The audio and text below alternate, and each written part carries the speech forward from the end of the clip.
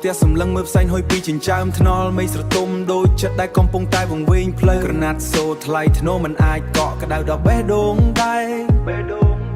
បងរត់តែមាប្រាក់បកក្តីស្រឡាញ់ឲ្យនៅឯកោដំណក់ទឹកភ្លៀងលៀងជំរះតែមិនអាចលុបស្នាមមកបួសបងដូចជាអ្នកប្រយ័ត្នដែលងងខ្លៅបំផុតក្នុងលោកស្បែកជើងមកល្បីដើរលើផ្លូវដែលពោពេញដោយកំទេចក្តីសង្ឃឹមស្រស់នៅក្នុងកៅក៏លែងមានជាតិដូចកាលមានអូនបងស្ដាយក្រោយភ្នែកឡើងក្រមមិនមែនដោយសារតែផ្សែងបារីតែវាជាទម្ងន់នៃពាក្យសម្ដីដែលបងបានសាងបងធ្លាប់តែអួតអាងថាបងមិនដែលចាញ់ល្បែងជីវិតតែពេលនេះបងយំដូចក្មេងដែលបាត់បង់របស់សំខាន់បងខុសហើយមានមេបងពិតជាខុសហើយការស្ដាយក្រោយពេលនេះហួសពេលនឹងស្រោចស្រង់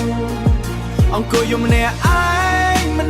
ងក្នុងភាពស្ងប់ស្ងាត់ដល់ឈឺចាប់កំហុសបងសាងវាកំពុងតែសម្លាប់បងបន្តិចម្ដង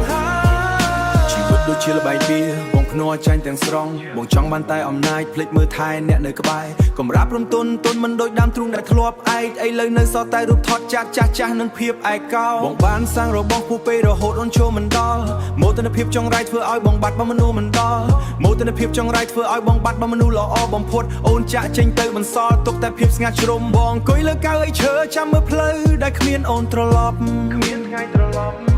គ្រាប់លុកលាក់នៃវាសនាបងក្រវត្តវាចោលក្នុងទឹកបងសុខចិត្តរស់ក្នុងភក់ជ្រាំបើដឹងថាមានអូនក្បែរតែពេលនេះគ្មានទេមានតែសំឡេងដងដែលព្រះស្រាំបងខុសហើយគឺជាពាក្យដែលបងត្រូវលីសែងអស់មួយជីវិតបងខុសហើយមានមេបងពិតជាខុសហើយការស្ដាយក្រោយពេលនេះហួសពេលនឹងស្រោចស្រង់អង្គុយយំម្នាក់ឯងក្នុងភាពស្ងប់ស្ងាត់ដល់ឈឺចាប់កំហុសបងសាងវាកំពុងតែសម្លាប់បងបន្តិចម្ដងសំឡេងព្យានោចូលបន្តិចម្ដងមិនសល់ទុកតែសំឡេងបាធ្ងន់បងខុសហើយសំទោសដែលបងមើលមិនឃើញតម្លៃអូនមែនហើយបងខុសហើយសំឡេងទឹកភ្លៀងបន្តធ្លាក់រហូតដល់ស្ងាត់សូន្យ